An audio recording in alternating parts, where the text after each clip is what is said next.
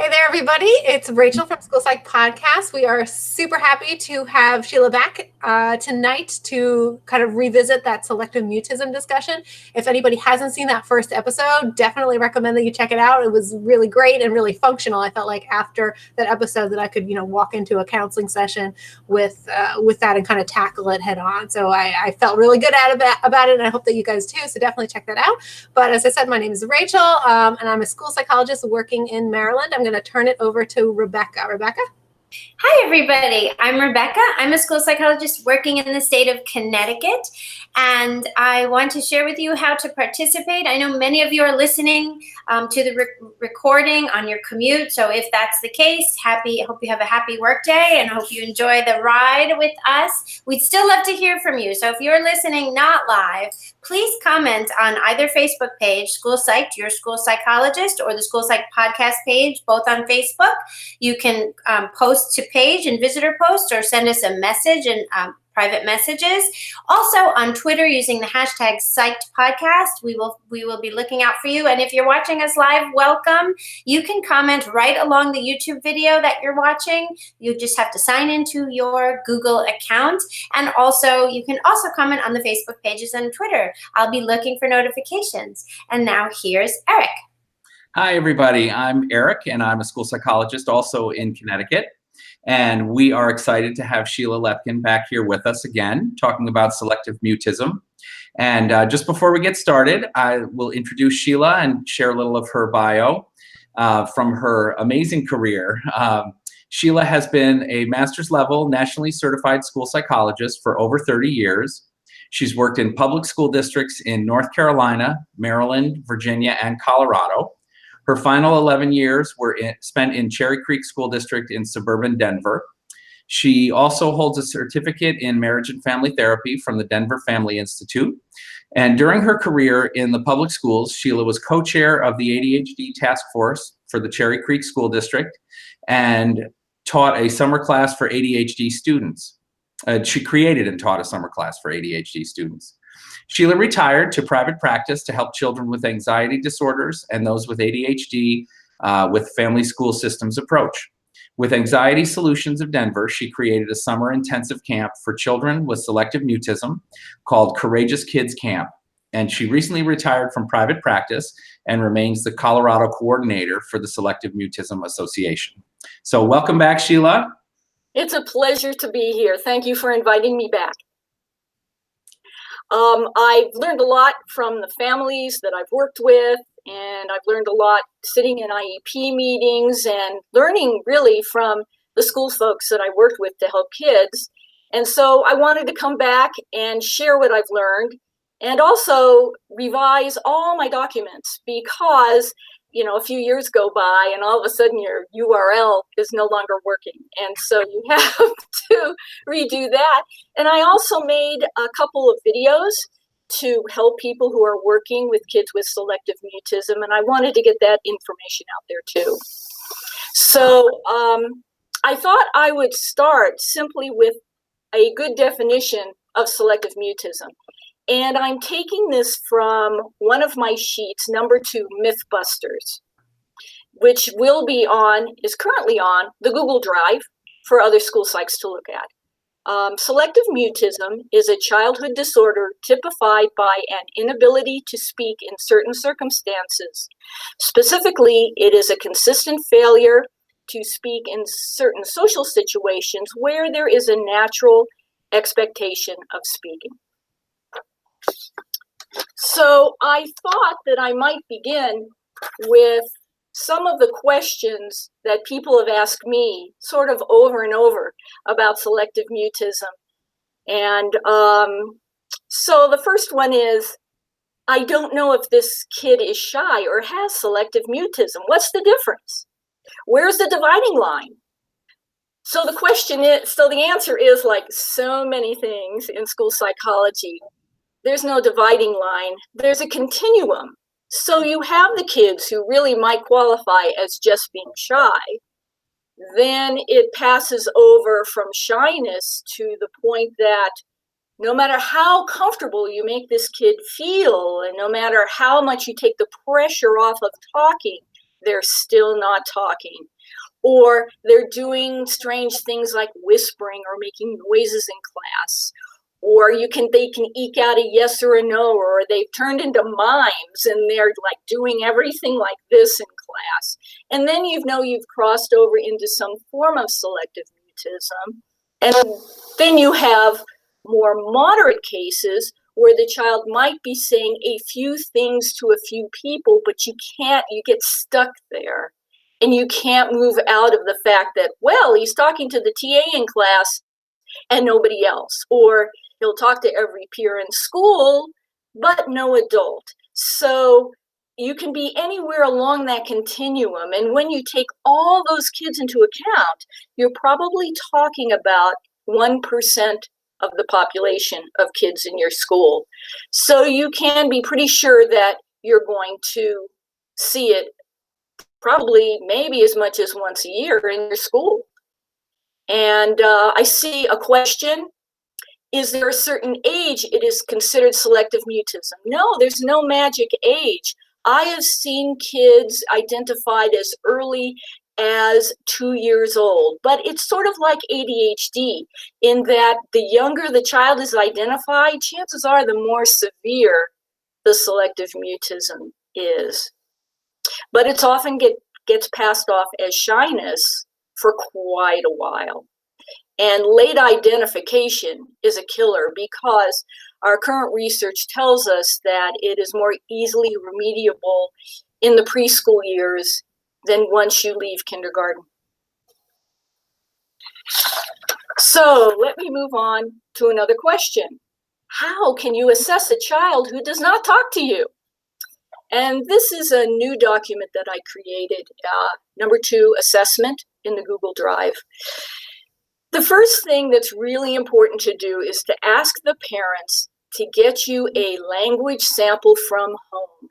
These kids are so inhibited and so anxious in the school setting generally that you really have no idea how freely and wonderfully these kids talk until you hear a sample from home. So what I ask parents to do is I'm afraid sometimes it has to be done secretly because their anxiety is too high, but to get an audio recording or a video recording of them chatting with siblings or their parents. I discourage having them read or recite something that they have memorized because that's not their natural speech. And it is really good to see these kids interacting with siblings or peers because these kids can look so frozen in the public school and so inhibited that it is hard to distinguish them from kids on the spectrum, on the autism spectrum. And so if you can get that more uninhibited behavior at home, that's a really good thing. So let's see here. What does an IEP look like? And should these kiddos have IEPs? The answer to that is, I'm not sure I answered the assessment completely. Let me go back to that. So the language sample is most important because in that language sample can be analyzed by your speech and language person for syntax and for length of utterance and for inflection and all these other things. And about 50 to 75% of kids with selective mutism also have a speech and language disorder. That becomes the trigger for the panic attack. So it's real important to identify that. Then on top of that, you can do scales to measure anxiety. You can use whatever your school district likes best of all for anxiety. The BASC-3 has a subscale in it for anxiety, which is nice. There's a free one online called Scared. I think I make reference to that in my document. And of course, there's all sorts of other ones that you can go to. And then just be sure when you're evaluating a child in the school and you want to do some standardized testing, of course you can do all your nonverbal pointing things, any nonverbal test. I think the TAPS can be done non-verbally if you go with a yes, no sort of thing.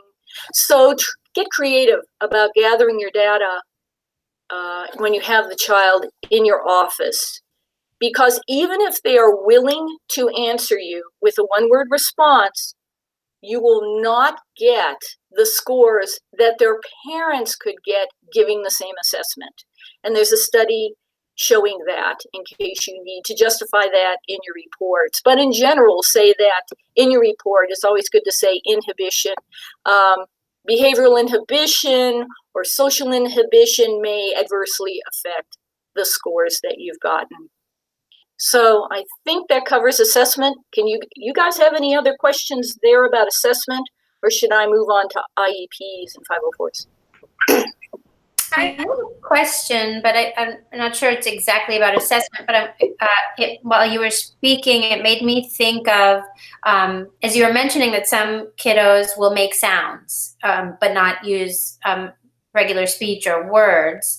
Is that, if a child is demonstrating in some way the desire to communicate, is that something that you look to encourage? So if the child's making, funny sounds or laughing out loud, is that an inroad to at least having a connection with the student? Yes, very definitely.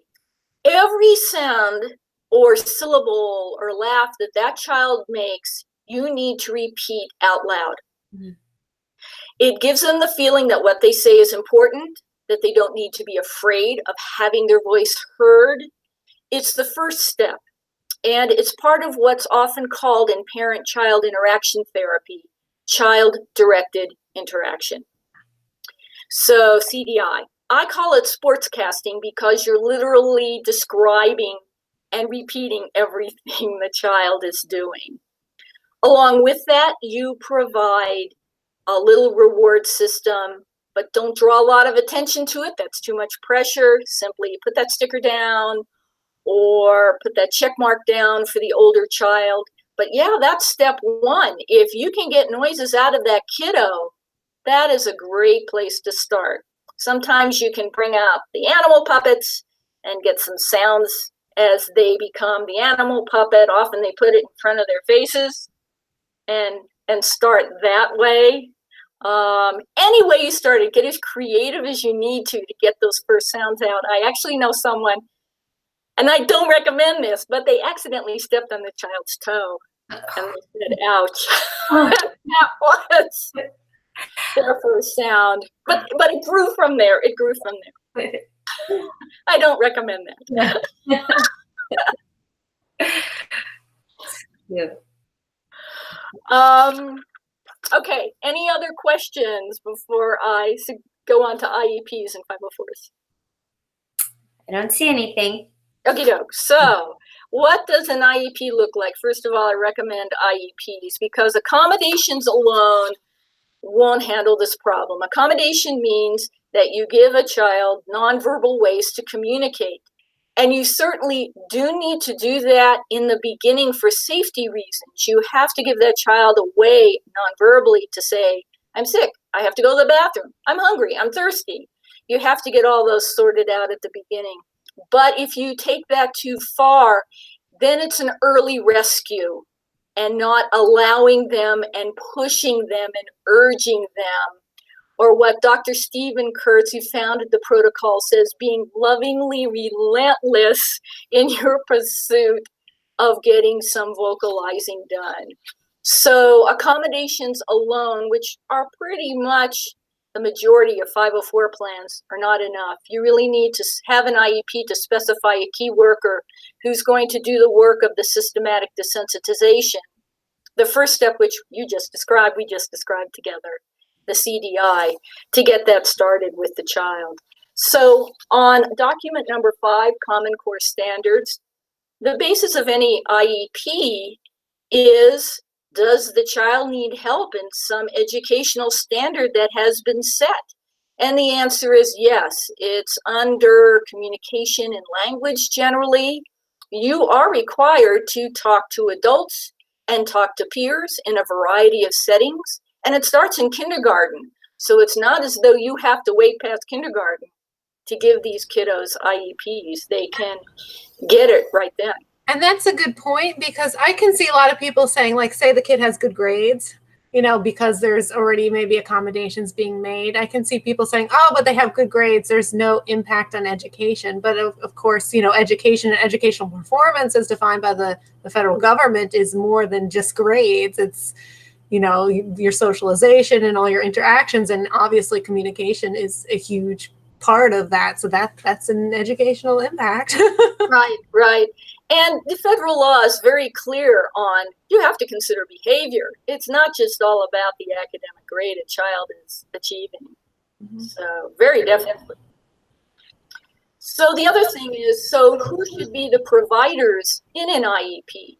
Generally, I found it worked best if you're in a school with both a school psychologist and either a counselor or a speech therapist, that you share the same goal and you work on the same things, and you share a Google Doc that you kind of pass back and forth.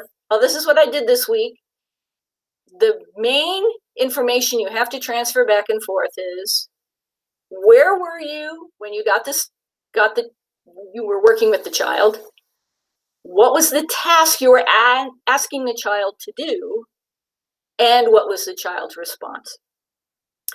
That helps multiple providers stay on the same page, because part of this loving, relentless work is to keep on doing the same thing over and over again. You have to keep on exposing the child until you reach habituation, as you do in phobias, and the panic subsides, and then the child can comfortably do that task. And then you move on to the next task, the next little baby step, if that makes sense. Question. Okay. I have a question. Is there any instances where, like, the selective mutism, you know, kind of resolves and things are good through therapy and whatnot? Is there risk of sliding back and kind of regressing, you know, years later, or you know, following summer break and things like that? You can pretty much expect regression after every break. It's really important to teach the parents to do these techniques so that they can work on them over breaks.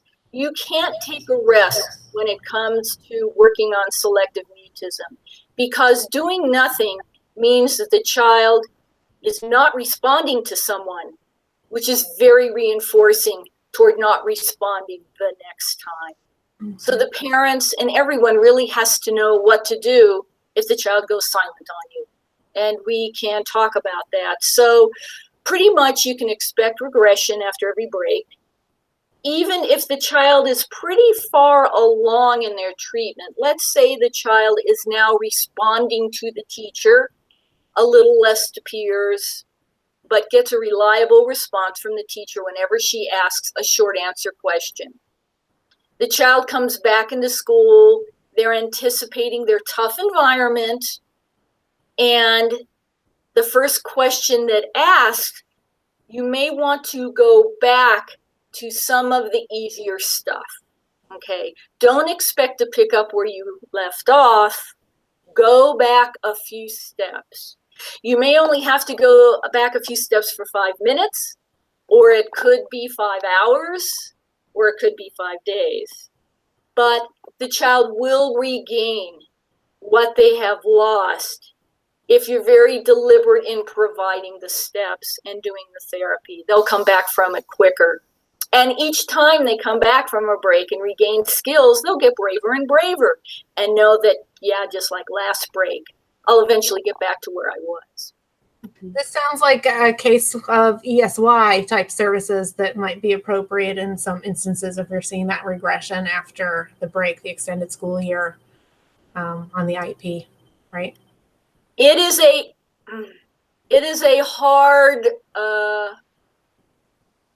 hard thing to get in most school districts, ESY. Each school district has their own rules about ESY, like if you recover within 3 weeks, you don't get ESY. And these are kids who might recover in 3 weeks. So consult your local school district. Gotcha. I totally agree with that. I've worked in a district that seems like everybody gets ESY, and I've worked in one that like nobody in the whole district gets it because they're just afraid of it for some reason. And I would also think like the district that I'm in now, we do ESY pretty frequently.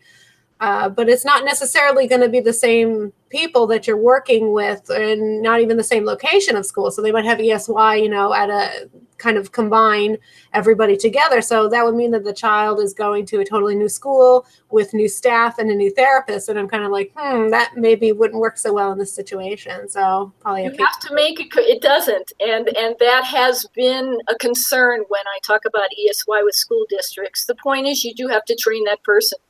You have to train that person to do it right and not spoil the work that's been going on. Wow. IEP.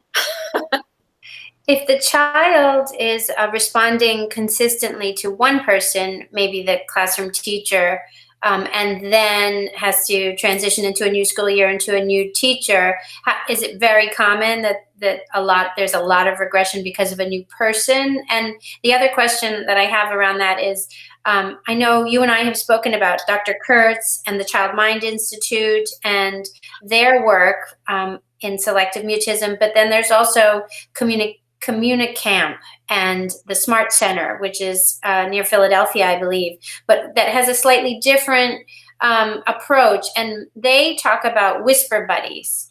And do both schools of thought encourage whisper buddies? Because in Communicamp, as I understand it, a whisper buddy is encouraged. It might be a peer or the teacher. And it's sort of an intermediary step before fully responding in the whole group to everyone. I love the use of intermediaries. Let me go back to the beginning of the school year first. Okay. So at the beginning of the school year, and this should be written into the IEP, there should be a slide-in with the teacher in her empty classroom during work week. Now, obviously, you're asking a teacher to do something outside her planned time to work with students. So you are relying upon the good nature of this teacher, and most are very willing to do it when they realize how important it is to getting this kiddo to talk in class. The slide-in procedure is in a video, and it's the same thing every time. It's not different. You don't go to the next step until the child is reliably doing the step before. And that's important to do at the beginning of every school year, even for kids who had a pretty good year last year, because the anticipatory anxiety of a new classroom and a new teacher can be overwhelming for these kids. And to be able to do that slide-in that they did last year, knowing they did well with it, just gives them such a bravery boost. And really sets them on the path to do well for the year. So that's the beginning of the school year. And the other question was about encouraging a step before communication, a whisper buddy. I am not that familiar with Communicamp. And I know that they get some very good results. So I'm not concerned if a parent goes to one place or another. They all know what they're doing. And I think it's a variation on the theme. The theme is that you can use somebody the child is willing to whisper to act as an intermediary, to be the bridge to talking to a different person. And that's also described on the slide-in video. I break in with a narrative said, this is using an intermediary. So that take a good look at that. And I think that's about the same as they do. My concern about using a child as the intermediary is they're much harder to train than an adult. And you can have a friend that is so invested in helping their little buddy that they don't understand the need to pull away from doing that when the time has come to do it. So what is that time when it comes? It's when the child whispers loud enough to their buddy that the teacher can hear and repeat what the child with SM is whispering. That's how you pass the baton of talking to a new person. So Dr. Shipon Bloom calls it whisper buddy, and Dr. Stephen Kurtz calls it passing the baton of talking. But I think the term intermediary came from Dr. Shipon Bloom first. Interesting. Go ahead. I just want to mention also, for anybody really interested, Dr. Kurtz has a Facebook page, and it's called Kurtz Psychology Consulting PC. And I noticed that he sometimes has Facebook Lives and videos with some good suggestions, and he even takes questions. So just wanted to mention that.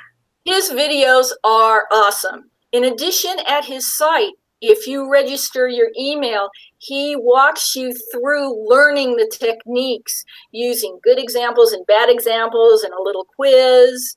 And it's a really nice way to kind of learn the skills long distance. Thank you, Dr. Kurtz. Yeah, very cool. I was having a thought as you were talking about the whisper buddy.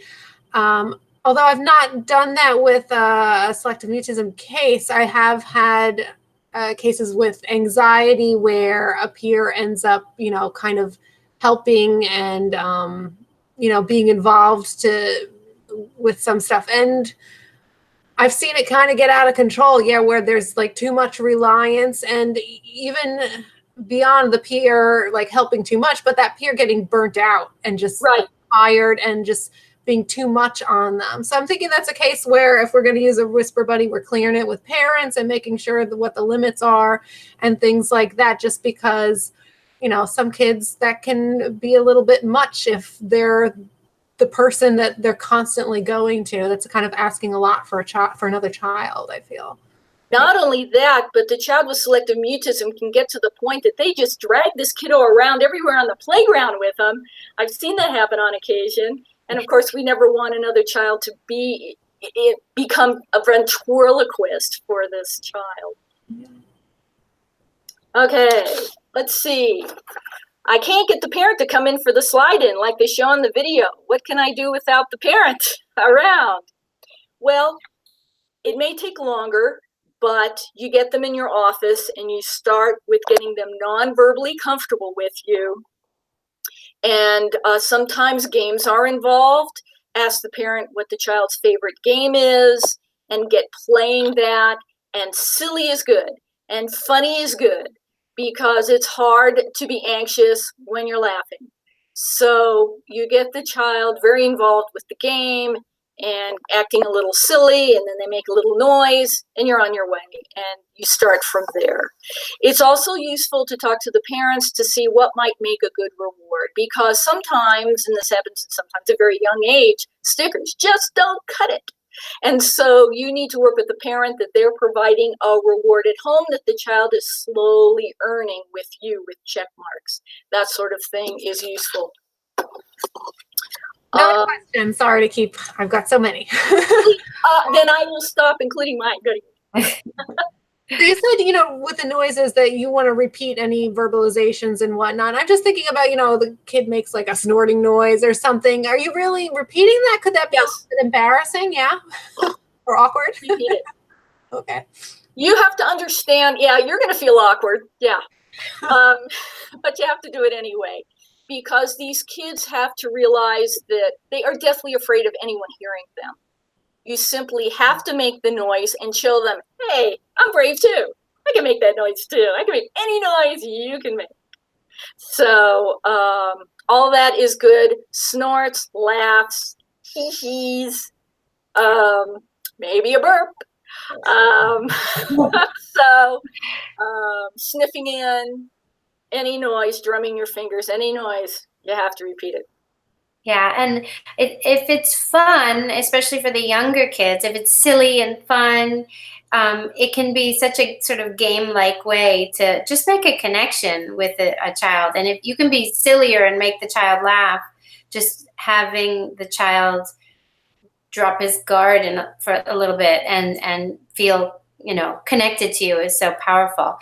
We have a question from a viewer who works in a preschool, and she is wondering if there's a way to do early identification without needlessly pathologizing, which I think may mean if you're not sure for a preschool child, if you want to go straight to to an IEP, is there something else that you would do for a younger kiddo to buy some time? Yeah, I go straight and start using the techniques. Yeah. Start repeating what the child says.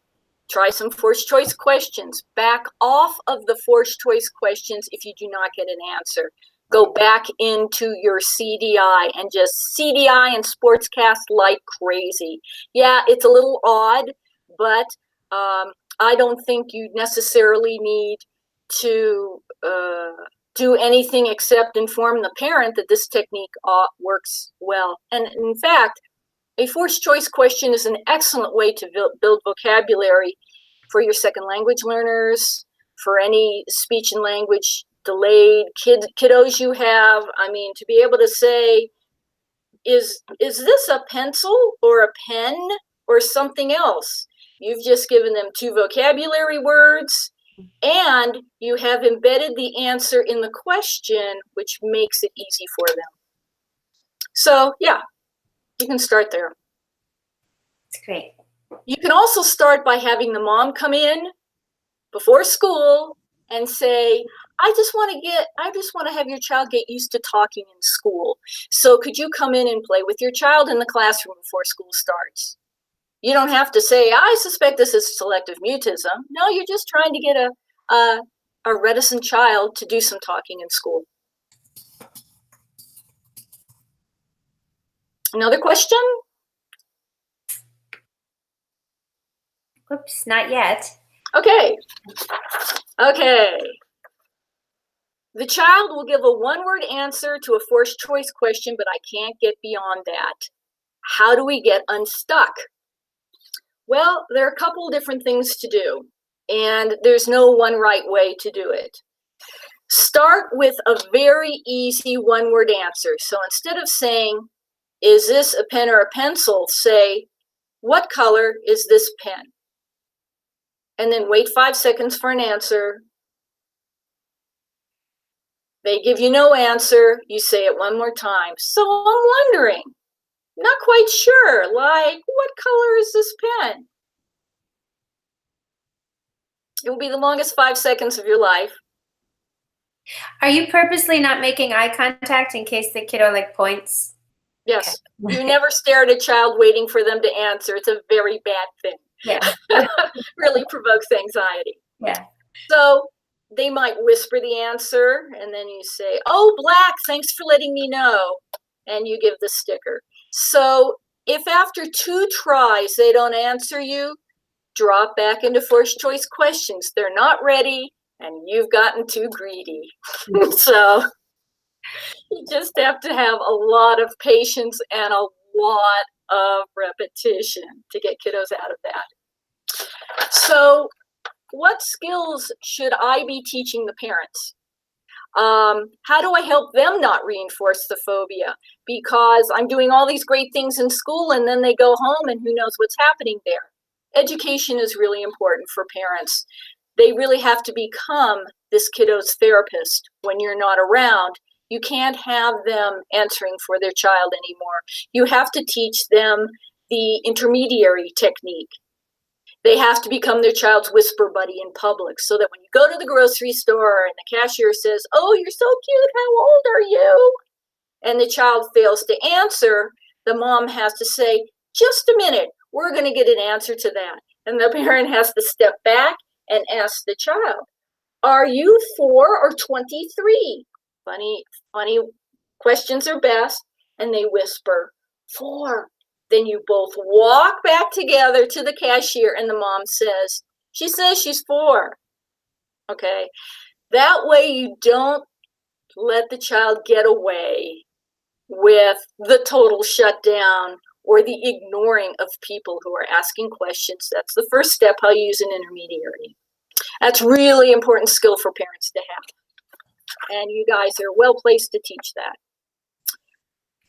I like the absurdity, the use of humor. You know, you could do that with so many things. Is this a pen or a car? You know, what color is this house? Kids are always asked, "What's your name?" And so an intermediary can say, "So is your name Sarah or Penelope Poodle?" You know, just yeah, that's great. and the kid laughs and goes, "Sarah," and then you're good. Then you've gotten an answer. Let's see here. A substitute teacher came in and accused the child with selective mutism of being rude, and they did not speak to the sub. Now the child has stopped talking. What do we do? Well, the first thing you do is, I want everyone to know in advance, please, in your sub plans for this child, you can use the document that says number 7, before first training. Turn that into a document for the sub, which essentially says this child has selective mutism. She will not speak to people she doesn't know. Since you're only there for a short time, do not ask her any questions. She is not being rude. She is extremely fearful. If you do hear her talk, repeat what she says and say, "Thanks for letting me know," and move on. Don't make a big deal about it. That's pretty much what document 7 says. And document 7 is a good document to give to all adults who might interact with this child from the beginning of the school year on, and that can be written into accommodations also. Is it common that once a child does start speaking, it's usually in one very specific either situation or to one person? And if that's the case, if the child is speaking only to one person but interacts with many, many adults, but interacts non-verbally, how do we, for example, you know, the art teacher or the PE teacher, how do we ask the PE teacher and the art teacher to try to ignore the nonverbals and do the forced choice as well? Not right off. You Okay. pretty much have to do a slide in with every new person. This does not generalize easily from place to place or person to person or activity to activity. So the rule of thumb is change the person, change the place, change the activity, but only one at a time. So you could invite the art teacher to your office to play a game that this child has played successfully with you and spoken during the game. Okay, so bring the teacher into the game, or you can take your game and that child and go into the empty art room and hang out with the art teacher in there. And sometimes it only takes 20 minutes to get the talking started. And then everywhere this child goes, that contract of check marks or stickers should go with them, so they know that everywhere in the school they can earn stickers for pushing themselves to talk. It's uncomfortable work, and you need to sweeten the deal for these kids. Gotcha. Okay. A private therapist is asking to come in and observe a child and offer suggestions. My school district will not allow this. What can we do? Well, I don't know many school districts at all that will allow a private therapist to actually come in and work with the child in the school. The feeling is that you're violating the privacy of all the other students, and they're not signed off on any, HIPAA rulings or so forth. So the best way to use an outside professional is either to let them work with the child before and after school when there are no kids around, or to let them train the staff. And so if a parent comes in and says, my child has selective mutism and I'm working with a specialist, don't be put off by that. That specialist can provide some really fine training to you, and often parents are very happy to pay for that time. Okay.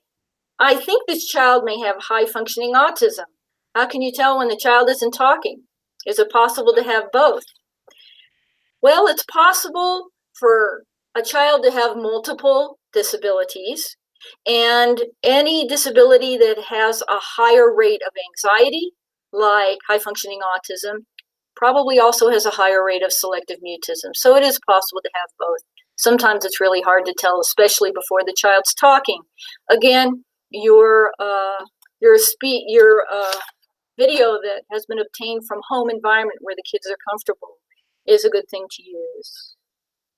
Any other questions, or should I keep moving on? Move on. Okay. The child will answer any question, but never raise their hand to ask. He will never talk to anyone first. What do we do now, if anything? Because they're answering the teacher's questions, everyone is very happy, but they're not initiating. That's probably mild selective mutism, and it's often passed off as shyness. But think about it. This child cannot raise their hand and say, I don't understand. They can't go up to a teacher and say, so-and-so is bullying me on the playground. It's a real problem for a child not to be able to talk first. And I think it's an educationally relevant problem. And it has to be worked on. So you do a lot of role playing in your office, then say, we're going to work on you asking in the front office, you're going to say your name, I'm Johnny. Do you have a message for me or a message for my teacher? Let's practice this. You role play it there. Then you walk to the office with warning, give the office warning that you're coming and what to do. And they have to ask there. Again, it's sheer number of asking. Go out into the hallway, say hello to 5 people. Saying hello, goodbye, please, and thank you are the hardest things for a child to initiate. And they have to be deliberately practiced, first in your office with easier people, then out in public, in the hallways, in the gym, in before and after care. It has to be practiced. Let's see. I'm looking at our time here. So one more question here. This child talks to all adults pretty well, though the answers are short, but she will still not talk to peers in school. Is this an educational problem? And the answer is, well, yeah. For the amount of time that we spend doing group work, especially in the upper grades, not talking to a peer. I mean, how is this kiddo going to get asked out to the prom, ask somebody out to a dance? How are they going to work in groups? How are they going to stand in the front of the class and ever do a presentation? So that needs to be deliberately worked on step by step, building a hierarchy of easier skills and then getting harder and harder, changing only one thing at a time. So let's say the child is preparing for a whole class presentation. At first, they give the presentation to the school psych in their office, and then you say to the child, who in your class would you like to invite into my office to listen to the presentation? They invite a few kids in and do the presentation. Then it's time to go to the classroom. Let's get into your empty classroom, invite a few more friends in, let's get your teacher there. Often, there's not time to go through all these multiple steps, and you have to streamline it. So I've had teachers say, sorry, Sheila, we didn't have time to do the steps, but I took out the child with SM into the hallway with a couple of her friends. She gave the presentation there. She's never done it before. I think that's real progress, and I'm giving her full points. And then you've successfully achieved a step on the way to a full presentation, and that's good too. Yeah. So, go ahead. When you get that far, Sheila, and a child is really speaking at least with you, selective mutism is, a diagnosis in itself, but because it's an anxiety disorder, once you treated that symptom, the phobia of speaking, you still need to do something for the child for the anxiety, correct? That anxiety doesn't disappear because the phobia is gone? Yes and no. Depends on the child. Some kids only have the phobia of the fear of talking. And once they get over that, they're kind of the life of the party. Oh, wow. Other kids have social anxiety in general. And the way you can tell the difference of these kids is that ask their parents, do they do any performing like ballet or a musical instrument or somewhere where there's lots of people staring at them and they're doing something, but they're not talking. And if they love to do that, if they love to be the center of the party, as long as they don't have to talk, maybe you're just working on the phobia of selective mutism, and that they'll be okay after that. However, the caveat is that often these kids aren't caught until later in their education, and they inevitably will develop social anxiety and social avoidance of all social situations in their desire to anticipate any situation that might require them to talk. So they become socially anxious in general. And then these kids are more prone to multiple phobias.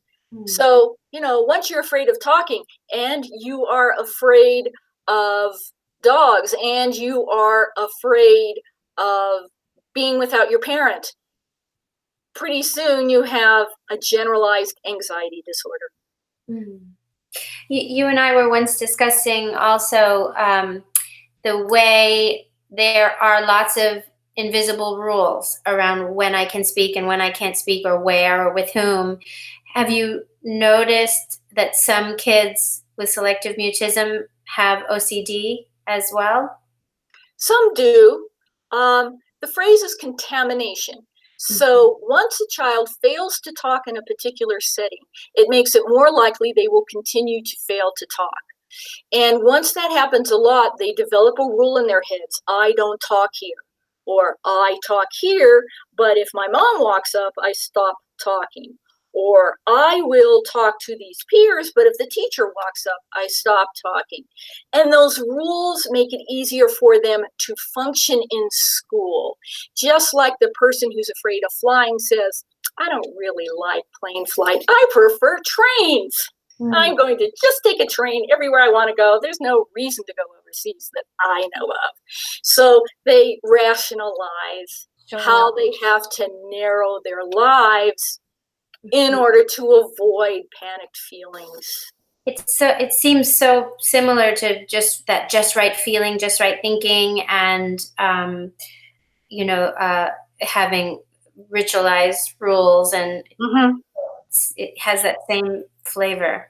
I haven't seen any studies with OCD rates. It wouldn't surprise me if it were higher. Interesting. Thank you. You're welcome. Oh, one other thing I wanted to mention. I'm sure people out there are saying, how can I get really good at this? Well, one way to get really good at this, other than going to Dr. Kurtz's website, and practice makes progress, as we all know. So it's in the doing of it that you will get better. But in addition, you could serve as a counselor in one of the intensive camps that are all over the nation, including out here in Denver, Courageous Kids Camp. But in addition, there are camps in lots of different places. So you could contact one of these camps, and many of them are listed on the Selective Mutism Association website under events. And in return for being their counselor for free for their 3 or 5 day intensives, you will get supervised training by a PsyD that you can use toward recertification or licensure. So it's a pretty good deal because, like say in Courageous Kids Camp, you could get 30 hours in a weekend of working there. And plus, you would get really good at this because it's one-on-one therapy with the child, and you're literally asking them questions every 30 seconds. For 3 days. It's equal parts fun and exhausting. That's a great tip. I like that a lot. Awesome. I had one other little question. I think we talked a little bit last time maybe about, when we're looking at IEPs, what category and whatnot. And I think you said that ED is a popular category for selective mutism. Correct me if I'm wrong. Well, actually, OHI is the most popular. Okay.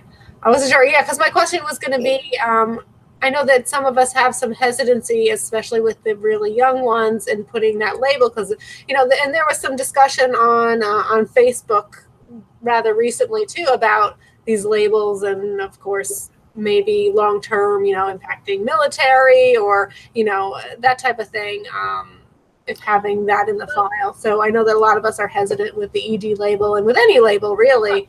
Well, it's a risk versus gain formula, as it always is.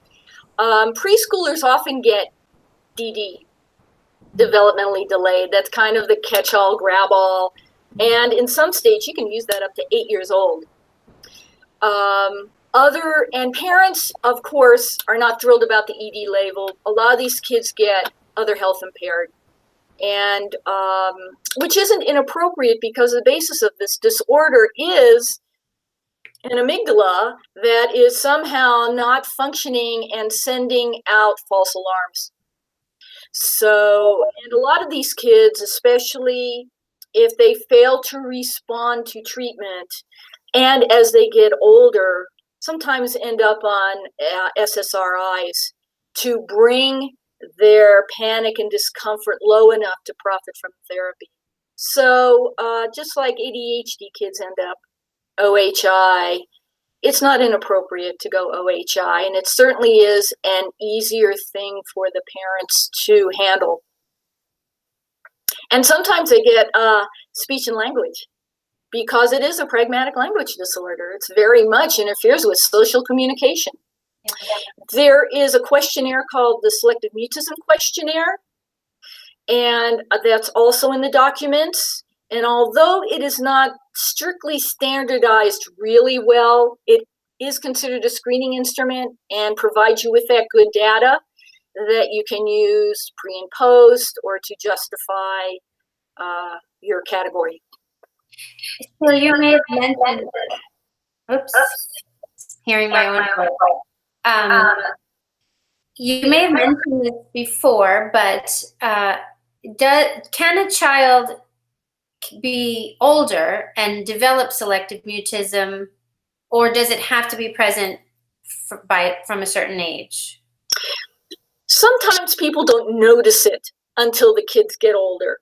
Oh. But once parents learn what it is, they say, man, she was always socially inhibited and hardly talking to many people at all, but she was in preschool with 8 kids and the same teacher for 3 years, and we never noticed it.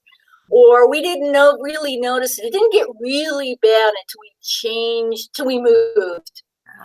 So it can be triggered by later events. And I'm not saying that trauma can't be a triggering event, but all these kids were very socially inhibited from birth if the parents can go back far enough.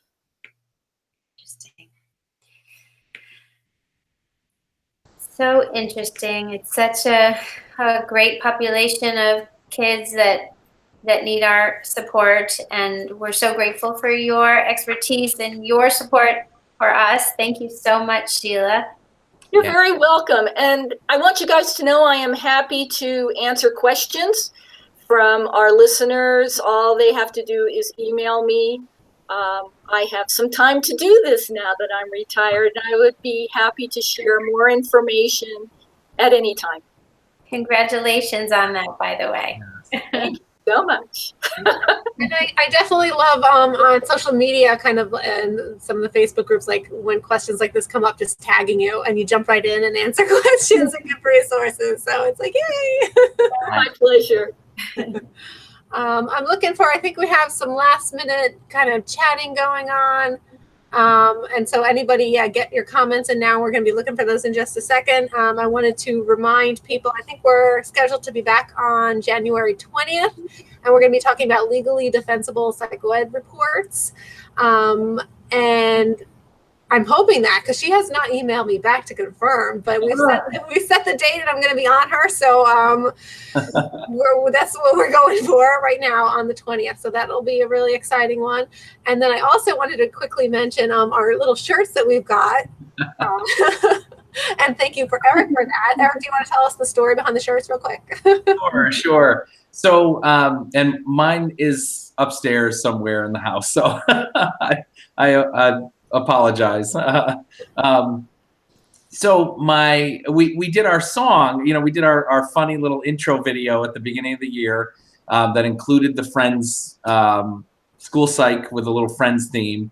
And my practicum student this year, they do a little t-shirt for SPA week oftentimes. So when they did their SPA t-shirts, they had this little Friends, school psych Friends theme on their t-shirts. So it was really cute.